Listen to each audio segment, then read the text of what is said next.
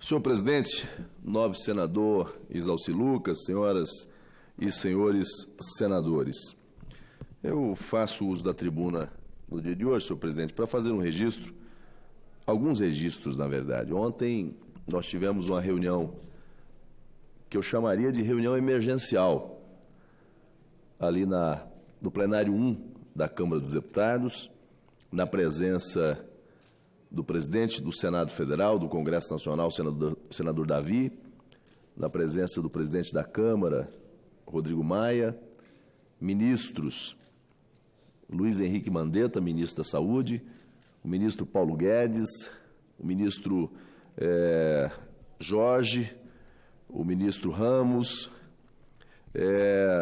além do presidente do Banco Central, com os senadores e deputados federais, de todas as forças partidárias do Congresso Nacional. Independente de base ou oposição, congressistas foram convidados para acompanhar um relato por parte do ministro Mandetta e por parte da equipe econômica do governo com relação a esse quadro que o Brasil vive nesse momento. A atual quadra exige de todos nós reflexão, cautela e algumas providências de cunho pessoal, de cunho coletivo e, para aqueles que estão investidos na vida pública, algumas medidas justamente visando dar à sociedade brasileira as condições para o enfrentamento a esse drama que é enfrentar o coronavírus. E veja, Vossa Excelência, que no meio de tudo isso, o mundo testemunha o crescimento assustador do coronavírus, milhares e milhares de infectados, mortes acontecendo em vários lugares do mundo. No Brasil, já passa de 70 o número de pessoas confirmadas com o coronavírus. E, no meio de tudo isso, a gente tem que observar algumas coisas que são importantes. Primeiro, o alerta das autoridades. O ministro Mandetta ontem, na sua fala extremamente clara, honesta, transparente, como deve ser, fez um alerta muito contundente aos congressistas quanto à gravidade do momento que o Brasil vive. Há muitas pessoas brincando, achando que isso é algo de menor importância, achando que isso é algo de menor impacto, fazendo gozação, chocarrice, em cima de algo que está vitimando pessoas mundo afora e que chegou no Brasil. O exemplo que o ministro Mandetta deu ontem é um exemplo para quem quer entender com facilidade. Ele disse que o problema do coronavírus no Brasil, ele segue a lógica de um redemoinho, que o vento começa devagar, soprando devagar, e de repente começa a ganhar velocidade, e daqui a pouco ele entra numa espiral, aquele momento em que a coisa fica feia. E quem já viu um redemoinho sabe o que ele quis dizer com essa representação simbólica. É porque nós estamos na fase do vento leve, mas já é um redemoinho. E o Brasil tem características bastante diferentes de outros países do mundo. Tanto do ponto de vista da sua gente, que não seguem alguns protocolos, não seguem alguns protocolos de segurança, ou seja, o brasileiro é muito dado ao contato. É característica do brasileiro ser caloroso, é característica do brasileiro querer pegar na mão, mesmo de quem não conhece. É característica do brasileiro querer falar olho no olho, cara a cara. Tem hora que chega a ser não muito higiênico, dada a proximidade com que as pessoas falam no Brasil. O abraço é algo muito comum no Brasil. E em situações como essa, a recomendação que se tem por parte das autoridades sanitárias, os infectologistas, Enfim, quem lida com o problema e sabe como lidar com ele é justamente essas cautelas. Primeiro, de cunho pessoal. É preciso mudar o comportamento. É preciso mudar a conduta. O ministro Mandetta ontem deu o exemplo do Japão, que enfrenta o problema como enfrenta o Brasil, mas lá conseguem uma resposta mais rápida do que o Brasil por uma razão objetiva. O japonês é disciplinado, metódico, cumpridor de regras, de protocolos. No Japão, se a autoridade de saúde disser não saia de casa, não sai. Não atravesse a rua, não atravessa. Não faça isso, não faz. Veja o exemplo aqui do Distrito Federal. Não quero julgar aqui se o decreto do governador Ibanez Rocha foi o mais adequado ou o menos adequado. Certamente que a motivação que levou o governador a decretar o que decretou, a suspensão de aulas, de reuniões públicas, de algumas atividades, foi justamente no sentido de evitar a aglomeração que possibilite o ambiente de fácil propagação do vírus. Qual é o comportamento do brasileiro diante de tal situação? Não estou falando aqui em regra geral. Porque hoje, quando saímos às ruas, as senhoras e os senhores senadores que estão aqui, os que nos acompanham, já percebeu uma mudança em Brasília. Não sei se Vossa Excelência, que é daqui de Brasília, observou, mas viu tanto que o trânsito hoje amanheceu diferente em Brasília? As pessoas já começaram, aqueles de bom senso, aqueles de maior responsabilidade, aqueles de maior cautela, aqueles que têm preocupação consigo e com seus companheiros de trabalho, familiares, enfim, já adotaram um comportamento diferente, mas não é regra. Há muitos casos a desafiar a recomendação das autoridades. Bom, primeiro questiona, depois cumpre. É diferente de um país que tem outra tradição. Primeiro cumpre, depois questiona se está certo o método ou não. Mas por cautela eu devo adotar as precauções que estão sendo recomendadas ou impostas por força de lei, como é o caso aqui. Então é difícil no Brasil enfrentar uma situação de pandemia, como é o caso que nós temos hoje do coronavírus, porque a característica do brasileiro é essa característica, primeiro, de ser caloroso, gosta do contato. Vejam os senhores aqui no Congresso Nacional. A recomendação é não cumprimente com aperto de mão, não fique se abraçando, no máximo dê um toque de cotovelo, né? Faça um gesto de longe, não precisa de ficar pegando. Por quê? Porque é diferente de outras transmissões que dependem da saliva, dependem de alguma coisa mais intimista. Nesse caso, segundo alguns especialistas dizem, um simples aperto de mão. Um simples aperto de mão. Então, é preciso realmente levar a sério isso. O problema chegou em casa. Mandetta usou ontem a expressão, está na antessala.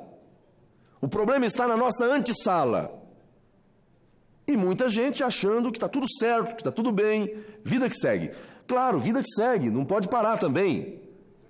Tem que tocar a vida realmente, mas tocar a vida com cautela, com prudência, com responsabilidade. Nas escolas, no trabalho, no transporte coletivo. Vejam, senhores, as companhias aéreas internacionais já começam a sinalizar problemas graves, voos sendo cancelados. O presidente americano ontem suspendeu o ingresso de cidadãos europeus, não pode entrar nos Estados Unidos. A restrição à Europa, não tenham dúvidas os senhores, não tenham dúvida. Daqui a pouco vai chegar ao Brasil. O Brasil vai ser proibido de entrar nos Estados Unidos. Estou fazendo aqui uma avaliação de futuro, considerando o quadro que nós temos hoje, a possibilidade, em razão das características que temos, do grau de propagação que tem, se acontecer o que, infelizmente, se desenha por acontecer no Brasil, o próximo país a ser cortado da lista de ingressos dos Estados Unidos será o Brasil. Não vou julgar se o presidente americano está certo ou errado, não. Em momentos como esse, em momentos de situações excepcionais, medidas excepcionais. E tem gente que quer questionar a decisão do presidente Trump, quer questionar a decisão do governador do Distrito Federal. Vá falar com a família que perdeu alguém. Vá ouvir lá o pai de família que perdeu o filho que perdeu o pai, o avô. Para esse não tem segunda chance. Para esse não tem segunda chance. Então, se nós podemos tomar medidas de cautela, agora há pouco disse da tribuna aqui o ex-governador de Rondônia, senador Confúcio, que está adotando no gabinete dele algumas providências. Eu também adotei as mesmas providências. Cheguei de manhã no gabinete hoje, um conjunto de funcionários lá, tudo de máscara dentro do gabinete. E não é pânico, não é terrorismo, não, é cautela mesmo.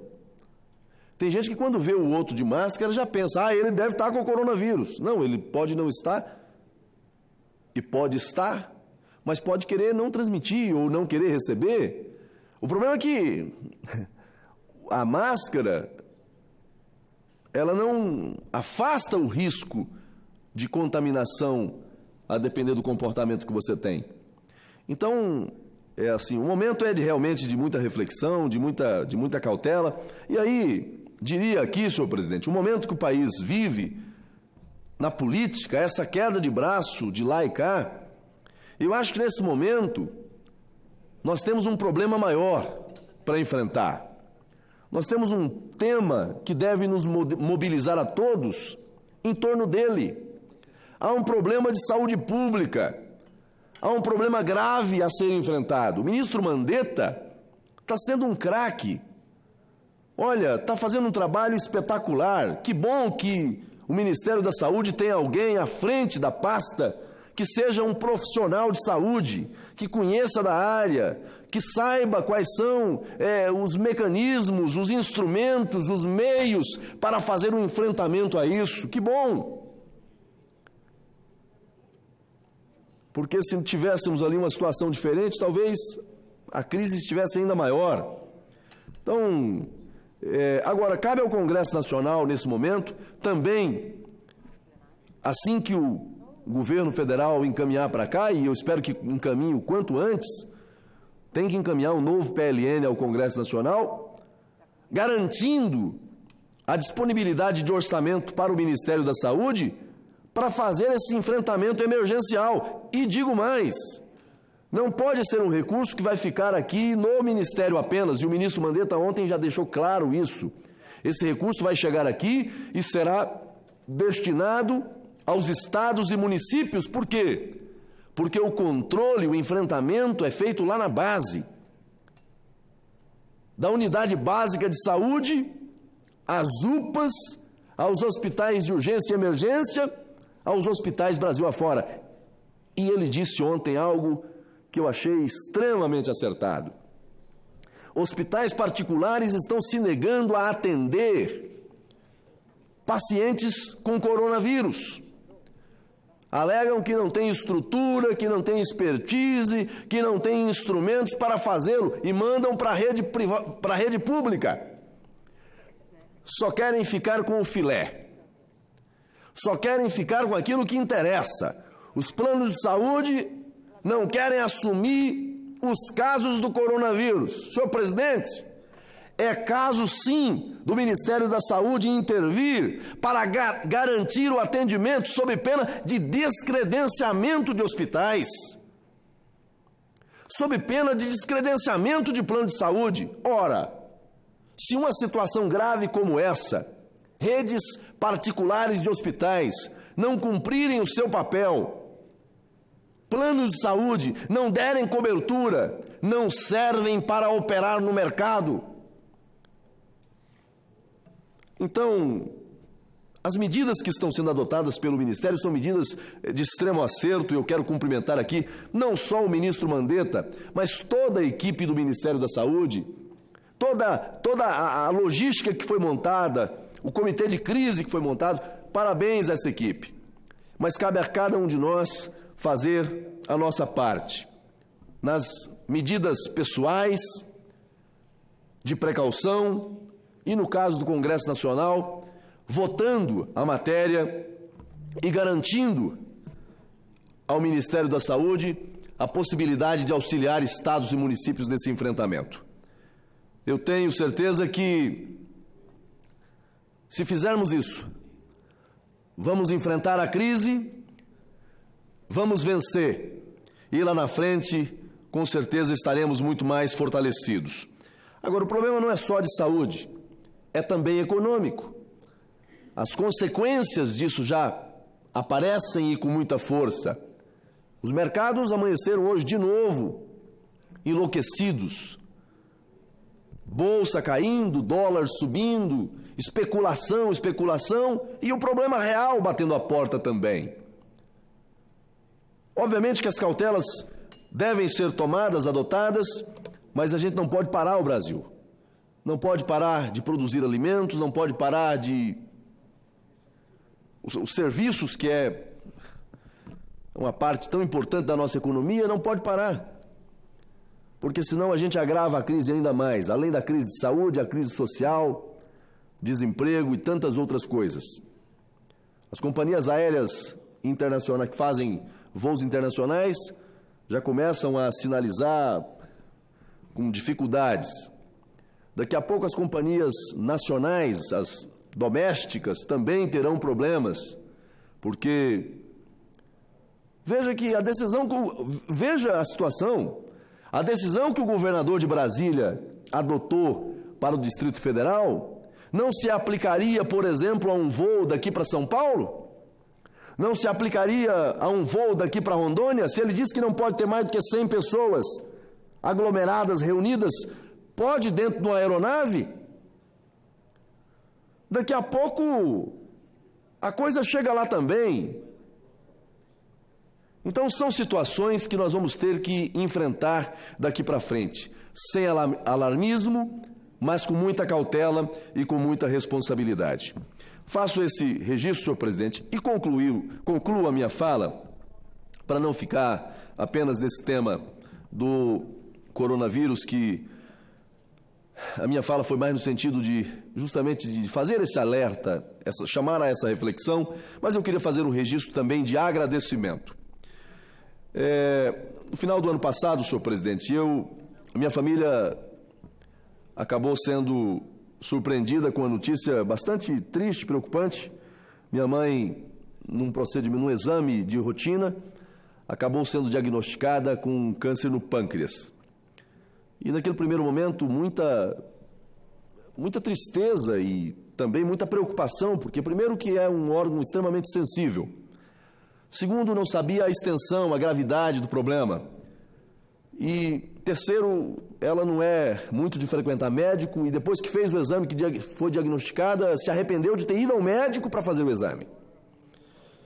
E passou por alguns médicos, o cenário não era dos melhores, e por fim foi ao Hospital do Amor, que fica lá em Rondônia, na cidade de Porto Velho. E quando passou pelo médico do Hospital do Amor, que é uma extensão do antigo Hospital do Câncer de Barretos, ela saiu de lá extremamente animada, em razão da maneira como a equipe médica tratou, como analisou a situação. Disse, olha, o problema é grave, mas na fase que está, é cirúrgico, é possível fazer a cirurgia, garantir a recuperação, e a senhora vai poder continuar aí vivendo, cuidando dos filhos, netos, e ela saiu de lá muito animada. Mas obviamente que por se tratar de um câncer, nesse órgão, isso causava preocupação para a gente. Na última quarta-feira, ela internou de manhã, fez a cirurgia a partir das 8 da manhã, uma cirurgia que durou mais de 7 horas. e, graças a Deus, foi uma cirurgia bem sucedida. Ficou na UTI até o sábado. No sábado, saiu da UTI, foi para o quarto. E, no domingo, a equipe médica passou e, quando viu ela e a condição dela, já disse: olha, a senhora pode ir para casa aqui em Porto Velho, a senhora não vai para Ji-Paraná, que é a sua cidade, fica aqui, vem aqui na próxima terça e depois na quinta. Se continuar como está, a senhora vai ser liberada. E hoje pela manhã eu fiquei muito feliz, porque recebi a informação que a minha mãe estava deixando Porto Velho, indo para a minha cidade de Ji-Paraná, liberada pela equipe médica do Hospital do Amor, porque estava reagindo muito bem à cirurgia. Então, a palavra que eu queria deixar aqui é uma palavra de gratidão à equipe médica do Hospital do Amor em Porto Velho, e realmente o nome diz exatamente o que é aquele hospital. Hospital do Amor. Uma referência no enfrentamento, no tratamento ao câncer. Atende a população de Rondônia, atende a população do Acre, dos estados vizinhos ali. E estou falando isso, senhor presidente, porque durante muito tempo eu coloquei das minhas emendas parlamentares para atender o Hospital do Câncer de Barretos, e muita gente na época questionava: puxa, está mandando dinheiro para São Paulo. Os rondonienses saíam de Rondônia para buscar atendimento lá em São Paulo. E só voltavam falando bem desse hospital. Hoje nós temos um hospital construído e funcionando lá em Porto Velho. Uma estrutura extraordinária. E tem um detalhe, senhor presidente. É um hospital que é tocado, tem um gerenciamento assim extremamente, que dá orgulho para a gente de ver o funcionamento dele. Atende com dignidade, com respeito, uma humanidade sem comparação. E é fruto, os investimentos ali, além dos investimentos públicos, Ministério da Saúde, Governo do Estado, as emendas parlamentares, recursos das pessoas. Fazem lá o leilão, os proprietários rurais colocam novilha, bezerra para fazer o leilão, para bancar esse hospital.